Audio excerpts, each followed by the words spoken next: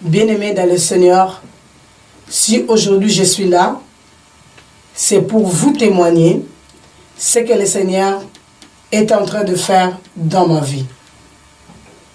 Si je suis là aujourd'hui, c'est parce que le Seigneur m'a poussé, le Seigneur m'a mis à cœur de parler aux femmes, les femmes du Seigneur. Un homme qui s'est transformé en une femme spirituelle et une femme spirituelle aussi. Que le Seigneur puisse vous ouvrir les oreilles et que vos pensées soient renouvelées au nom de Jésus-Christ. Bien-aimés dans le Seigneur, je vous parle aujourd'hui de mon témoignage. Ce que le Seigneur a fait dans ma vie. Ça a commencé depuis l'année 2010. Le Seigneur a commencé à me parler. Mais en arrivant à 2013, pour entrer à 2014, il y a quelque chose qui s'est passé dans ma vie. J'étais mal à l'aise par rapport à moi-même. Comme c'était les jours de l'an, je me suis fait tisser les cheveux, je me suis fait belle pour entrer en l'an 2014. Mais à chaque fois que je dormais, je planais. À chaque fois que je dormais, je planais, je ne dormais pas. Et je m'interrogeais, je me posais des questions, mais je n'avais pas de réponse. Nous avons passé le mois de décembre, nous sommes entrés au mois de janvier. Je me posais des questions, le pourquoi et le comment que je ne dormais pas. Je n'avais pas de réponse. Il y a eu un jour, je suis entrée dans la chambre de ma fille pour la saluer parce que tout le matin, si je suis à la maison, c'est que nous appelons les embrassades du matin. On s'embrasse tout le matin. Et je suis entrée dans la chambre de ma première fille. Je lui ai dit bonjour. Elle m'a dit ceci. Maman, bonjour, mais j'ai eu un songe qui est bizarre. Moi, je lui ai dit, quel est ce songe-là qui était bizarre? Il m'a dit que maman, j'étais dans ma chambre et je rêvais qu'il y a eu un enlèvement. Comme j'étais dans ma chambre, on m'a dit qu'il y a eu un enlèvement, je suis descendue en bas pour venir voir si toi tu es parti. Mais à ma grande surprise, tu étais dans la maison. Tu n'étais pas parti, mais il y a l'enlèvement qui a eu lieu. Et j'ai allumé la télé. Quand j'ai allumé la télé, c'est tout le monde, c'est toutes les chaînes de la télévision qui parlaient de l'enlèvement, c'est tout le chaînes de la télévision qui parlaient des gens qui sont perdus. Et alors, je suis sortie pour aller à notre centre-ville. Il y avait des choses bizarres au centre-ville, il n'y avait personne, il y avait des gens qui partaient par-ci, par-là. C'était vraiment quelque chose vraiment que je ne peux même pas imaginer. Je suis rentrée à la maison, toi tu étais là, je te dis, maman, il y a eu l'enlèvement, mais toi tu es restée pourquoi? Maman, tu m'as regardé avec un air là triste, tu ne m'as pas répondu. Bien-aimé dans le Seigneur, quand ma fille m'a dit ça, c'est comme si on m'arrachait le cœur. C'est comme si on m'arrachait les tripes. Ça m'a fait mal.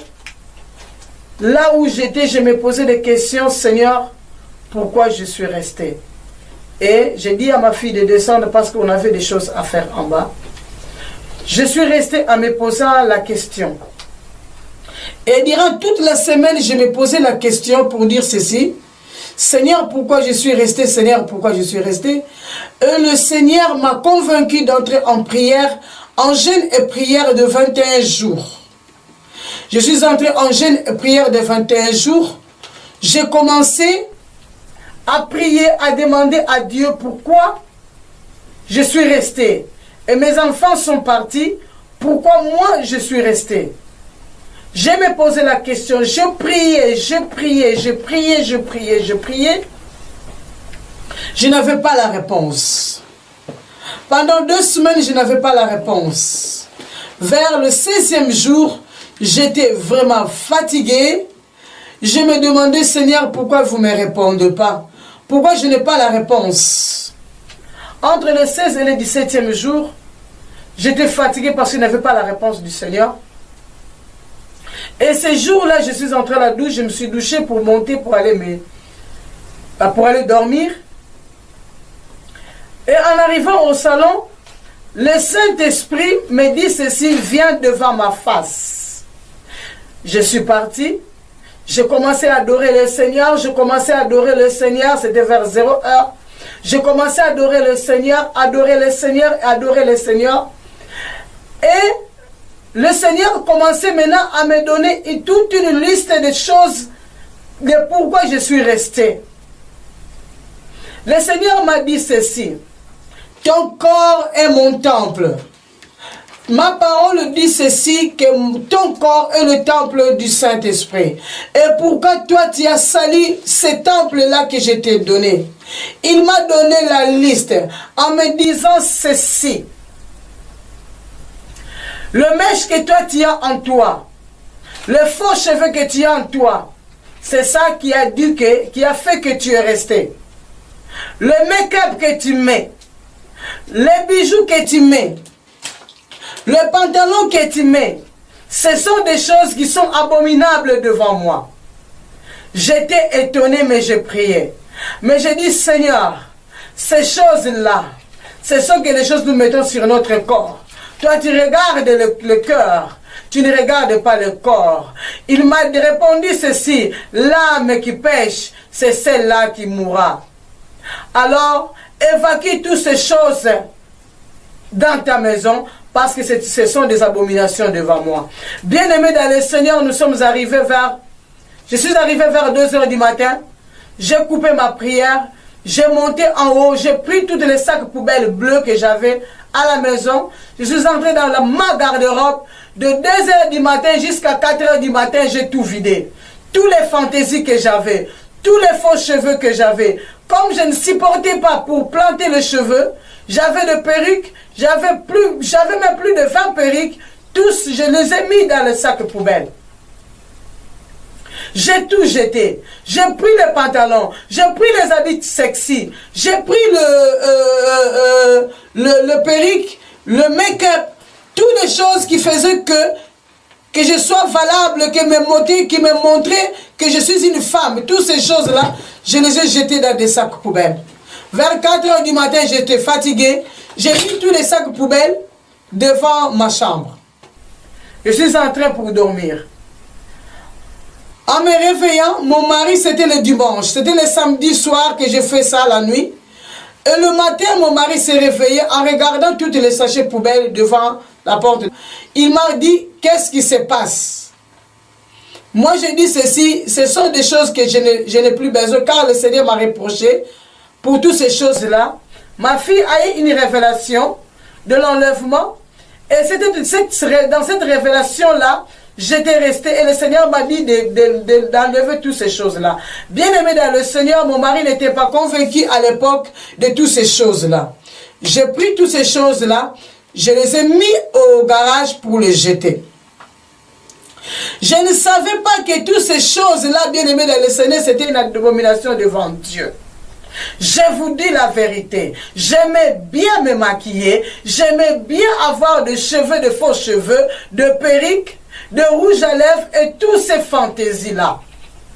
Mais le Seigneur m'a dit ceci, bientôt je veux venir, mais je viendrai chercher mon épouse, cette épouse qui est pure devant moi, cette épouse qui n'a pas corrompu son corps, qui est mon temple. Bien-aimé dans le Seigneur, j'étais vraiment abasourdi pour voir et entendre Dieu, comment Dieu peut mettre ces choses-là et nous dire d'enlever ces choses-là, de ne pas regarder ces choses-là. Bien-aimé dans le Seigneur, j'ai pris toutes ces choses-là, j'ai jeté. J'ai continué ma prière jusqu'au 21 jours, j'ai clôturé. Et le Seigneur a continué encore à me parler, encore et encore, pour que je puisse être comme lui veut que je puisse être. Je pense que toi qui es en train de me regarder, ça te met en colère. Ne te mets pas en colère, écoute-moi.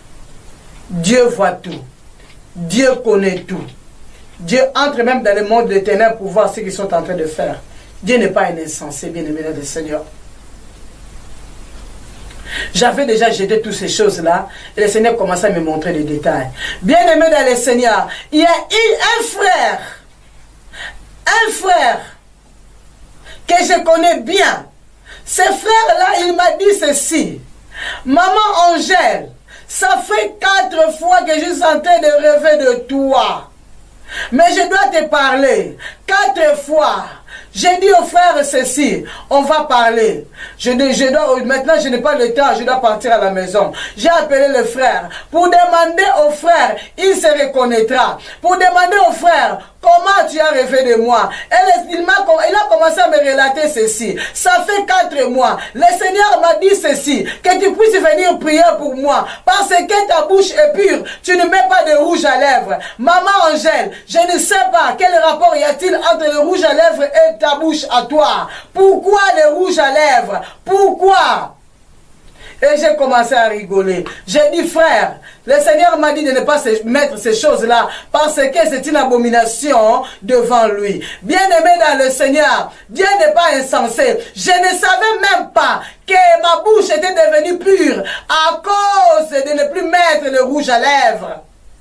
Toi qui dis, toi le pasteur, toi le sœur dans le Seigneur, toi le frère dans le Seigneur, qui dit que ce ne sont pas ces choses-là qui nous fait que nous ne puissions pas entrer dans le royaume des cieux. Mais un frère qui est venu me dire, le Seigneur lui a dit ceci, que ma bouche était pure parce que je ne mets pas de rouge à lèvres. Je ne le savais pas. Ça venait de l'extérieur de ma maison. Ça venait de l'extérieur de moi. Le frère que je parlais avec, qui m'a dit toutes ces choses-là. Et toi, qui es en train de dire que ces choses-là, Dieu ne regarde pas le corps. Dieu ne regarde pas le corps, il regarde le cœur. Mais comment Dieu peut aller révéler ces choses-là à un homme? À un homme qui ne met pas de rouge à lèvres. Toi, frère, toi, pasteur, toi, évangéliste, toi, apôtre, qui dit que Dieu regarde le cœur. Il ne regarde pas ces choses-là. Mais pourquoi Dieu est parti parler à un frère qui n'est ni de ma famille, qui n'est pas proche de moi, mais c'est un frère qui prie et que je suis en train de saluer maintenant même. Que le Seigneur te bénisse, frère. Je lui ai expliqué que c'est une abomination devant Dieu de mettre le rouge à lèvres. Bien-aimé dans le Seigneur, ce frère-là était étonné. Était étonné pour voir que ma bouche, nos bouches à nous, étaient impures quand on met le rouge à lèvres. Oh, serviteur de Dieu, toi qui dis que Dieu regarde le corps, et tu es en train de donner aussi les versets bibliques que Samuel est parti dans la maison d'Ésaïe pour aller chercher le roi David. Et le prophète, il a regardé le frère de David. Il a dit qu'il fait ceci. Il a pointé celui-là. Il a pointé celui-là. Et Dieu lui a dit, moi, je regarde le cœur, je ne regarde pas l'apparence. Maintenant, je te pose la question. Toi, frère, toi, pasteur, toi, le serviteur de Dieu, c'était l'apparence physique ou bien l'apparence? C'est qui l'apparence d'habillement? Je te pose la question. Apparence vestimentaire ou l'apparence physique que Dieu regarde? Toi qui es en train de dire que Dieu regarde l'apparence vestimentaire ou l'apparence physique? Pour te donner encore plus de détails. Le frère de David était le frère des hommes de guerre. Il partait déjà dans les guerres. Donc si on regarde comme ça, c'était déjà des costauds. Mais pas David. Dieu a choisi David parce que c'était l'homme selon son cœur. Toi, serviteur de Dieu, toi, l'enfant de Dieu, qui est en train de dire ceci, que Dieu regarde le corps, que Dieu regarde le cœur, il ne regarde pas le corps. Et pourquoi tu ne fais pas l'adultère? Et pourquoi tu n'amènes pas ton corps pour aller avec un autre homme? Si Dieu regarde seulement le cœur, il ne regarde pas le corps. Faisons attention avec le truc de Dieu. Faisons très attention. Car Dieu, il n'est pas insensé. Pourquoi tu n'amènes pas ton corps dans le péché? Puisque Dieu ne regarde pas le corps, pourquoi tu n'amènes pas ton corps dans le péché? Bien-aimé dans le Seigneur, je te parle aujourd'hui. Moi, une sœur, moi, une femme, à fleur de l'âge, qui a fait tomber toutes ces choses-là, ce n'est pas par ma propre force, mais c'est Dieu qui est avec moi. Et c'est Dieu qui me donne la force pour abandonner toutes ces choses-là. Nous quittons du côté de maquillage. Nous partons du côté de bijoux. Quels que soient les bijoux que tu mets, or, argent, je ne sais pas quoi, ce sont des bijoux. Bien-aimés dans le Seigneur, c'est écrit où dans la Bible que nous devons trouer nos oreilles. Nous devons trouer notre corps. C'est écrit où dans la Bible? C'est écrit où dans la Bible? Et pour votre information, de Genèse à l'Apocalypse, il y a seulement une seule femme qui s'est maquillée, c'est Jézabel. Et pour votre information aussi, toutes ces choses-là que nous mettons, ça vient du monde de Jézabel avec ses sirènes. Donc ma sœur, si tu as ces choses-là dans ton corps, dans ta maison, ne dis pas seulement que moi je ne suis pas une sirène. Oh, ce sont des sirènes qui sont en toi. Tu ne sais même pas. Renouvelle ton intelligence. Renouvelle ta façon de voir les choses. Je ne suis pas la seule avec toutes ces choses-là.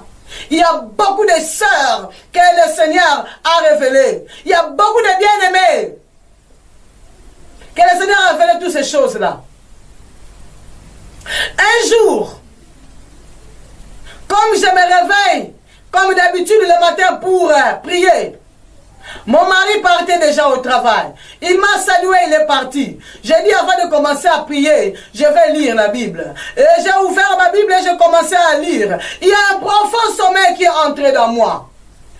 Et j'ai vu la porte de ma chambre s'ouvrir. J'ai dit comment la porte de ma chambre peut s'ouvrir comme ça? Personne l'a ouvert. Et maintenant je me suis demandé qui est entré. Et j'entendais maintenant les pieds qui entraient. J'entendais les fracasseries des pieds qui entraient dans ma chambre. Moi, j'ai dit, mais qui est entré dans ma chambre? Bien-aimé dans le Seigneur, je me suis incliné pour regarder qui est-ce. J'ai vu un démon de 15 cm qui entrait dans ma chambre. J'ai dit ceci à ce démon-là, tu n'as pas droit d'entrer dans ma chambre. Il m'a dit ceci avec un bon français, que j'entre dans la chambre parce que je suis entré. Moi je lui ai dit, ma chambre est sanctifiée. Il m'a répondu, ta chambre n'est pas sanctifiée. J'entre parce que tu as quelque chose qui m'appartient. Moi je dis, je n'ai rien qui t'appartient. Il lui répétait encore et encore jusqu'à arriver à ma table de nuit. Il a tiré. Il a ouvert la table de nuit. Et du coup, je me suis réveillé. Comme si je suis sursauté. Je commence à prier comme d'habitude. Nous avons l'habitude de faire. Au nom de Jésus, je n'ai rien qui m'appartient. Je commence à chasser. Je commence à brûler. Je commence à évacuer. Je commence à faire tout ce que nous pouvons faire. Mais bien aimé dans le Seigneur, ce n'était pas suffisant. J'ai prié jusqu'à 6 h du matin. Je suis parti au travail. En revenant, j'ai fait ce que je pouvais faire comme la femme peut le faire dans la maison. À 14 h 30, j'ai arrangé la table pour mon mari. J'ai dit, chérie, viens à table. Et j'ai entendu encore à 14 h 30, bien aimé, tu as quelque chose qui m'appartient. J'ai couru vite jusque dans ma chambre. Et je suis allé trouver les bijoux que j'ai oublié de jeter dans ma table de nuit. J'ai pris les bijoux là. J'ai dit à mon mari, je ne vais pas voir ces choses-là encore dans ma chambre. Bien-aimés dans le Seigneur, vous croyez que nous exagérons? C'est bien. Vous croyez que Dieu m'a parlé à moi, pas à toi? C'est bien. Comme toi, tu veux voir que le Seigneur puisse venir vraiment corps comme ça chez toi, venir te dire, bien-aimé, je te dis ceci, moi qui te parle là, moi qui te parle là, je suis mandaté par le Seigneur pour te dire que ces choses qu'il est en train de mettre, ce sont des abominations devant Dieu. Ce sont des abominations devant Dieu. Alors, bien-aimé dans le Seigneur, réfléchis de ce que je suis en train de dire. Je veux que ces choses qui sont en train d'écouter, que ça puisse te déranger spirituellement. Bien-aimé, je ne savais pas. Je ne savais pas. Sans cette révélation-là, que des démons qui entraient dans ma chambre, je ne pouvais pas savoir. Oh, gloire soit rendue à notre Dieu.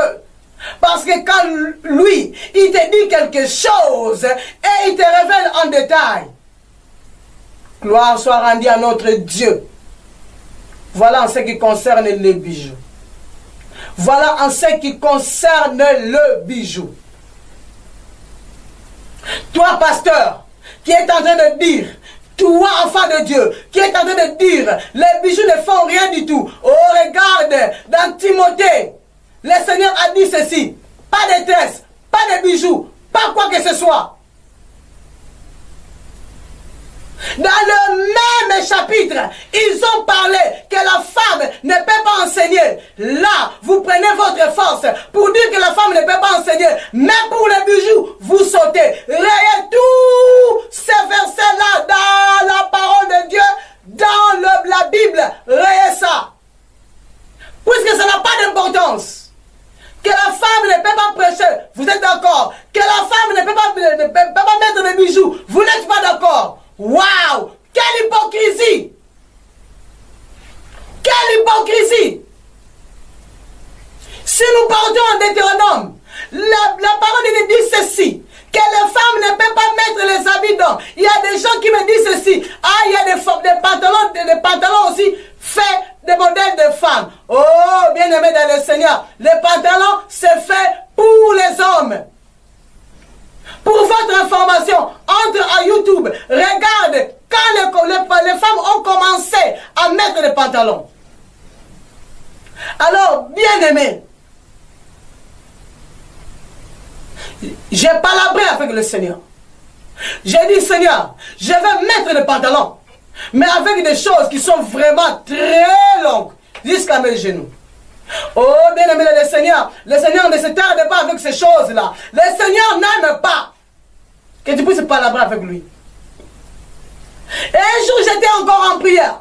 Je priais. J'ai dit, Seigneur, merci pour tout ce que tu as fait. Merci pour ceci. Merci pour cela. Et elle m'a dit, ma fille, toi qui fais encore mettre le pantalon, viens, je vais te montrer. C'est quoi ça? Entre-temps, j'étais à genoux. J'ai prié. Et je suis parti devant l'escalier de ma chambre. J'ai vu quelque chose qui était sur l'escalier. Le Seigneur m'a dit ceci, regarde. Je regarde une fois, deux fois, troisième fois. J'ai compris que c'était un pantalon. Et il me dit ceci, quand tu enlèves le pantalon, ça fait quoi? Moi je dis, Seigneur, le pantalon quand même, ça ne peut plus se mettre parce qu'il n'y a plus personne. Il me dit, ok, maintenant regarde. J'ai regardé, bien-aimé dans le Seigneur, le pantalon s'est mis debout, seul, sans personne là à l'intérieur. Et le pantalon commençait à marcher, à monter les escaliers avec toute force, avec toute puissance. Il n'y avait personne là-dedans. Et le Seigneur commençait à me dire ceci. Ce sont des choses que toi tu veux mettre. Je t'interdis de mettre ces choses-là. Et va dire à mon peuple de ne pas mettre ces choses-là. Ce sont des abominations devant moi. Mais j'ai prié. Je ne dormais pas. J'ai commencé à rendre gloire, honneur, louange à notre Seigneur Jésus-Christ. Un jour, j'y reviendrai en détail avec les rajouts, avec le pantalon, avec les bijoux et les versets bibliques y compris. Alors, bien-aimés dans le Seigneur, aujourd'hui, je suis là pour vous dire ceci, le rajout de vos cheveux, le maquillage, le bijou, le pantalon. Et il y a une chose que j'ai encore oubliée, le décapage de la peau. Toi qui mets les biposons, toi qui mets les biposons, toi qui mets des produits sur ton corps à toi, c'est une abomination devant Dieu. Le décapage de la peau, arrêtez avec ces choses-là. C'est pour cela, bien-aimé dans le Seigneur, moi, je ne suis que la sœur de Jésus. J'ai obéi à Dieu. Que Dieu aussi puisse toucher ton cœur pour que tu puisses obéir. En 2014, il m'a dit ceci. Regarde la montre.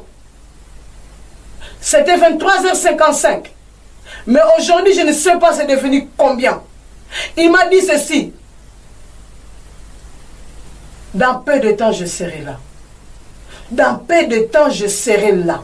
Alors toi, qui dis que le Seigneur ne va pas venir maintenant, tu t'es en train de te tromper. Change ta façon de voir les choses. Change ta façon de voir les choses, ta manière de penser. Je reviendrai encore sur ces choses-là pour vous donner encore plus de détails possibles.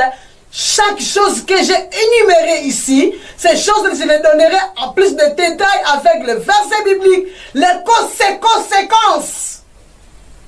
Les conséquences de toutes ces choses-là.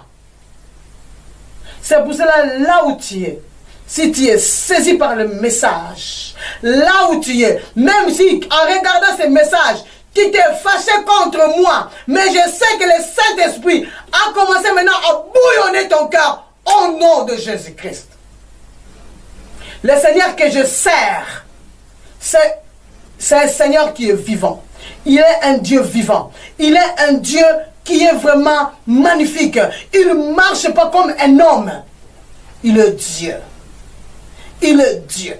Il parle avec douceur et tendresse. Il est Dieu. Bien-aimé dans le Seigneur, il est Dieu.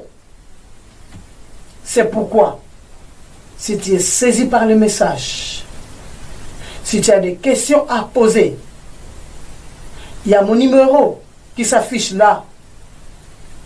Appelle-moi. Mon email adresse, ça va s'afficher là. Écris. Si toi, tu as le souci de ton royaume, de ton éternité, alors écoute ce que dit l'Esprit. Maintenant, n'endurcis pas ton cœur.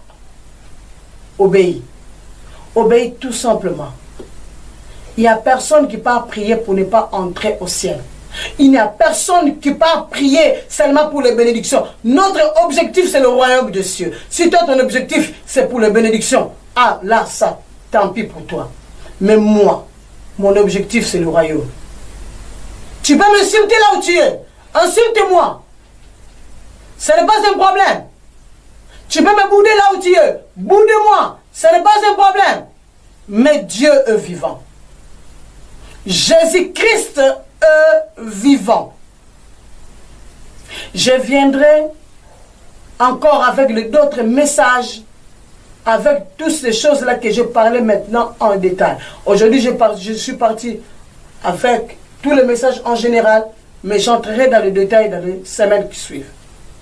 Là où tu es, mets ta main sur ton cœur et prie avec moi.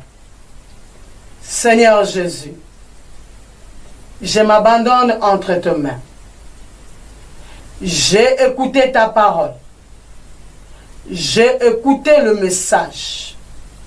Seigneur, aide-moi. Enlevez toutes ces choses-là.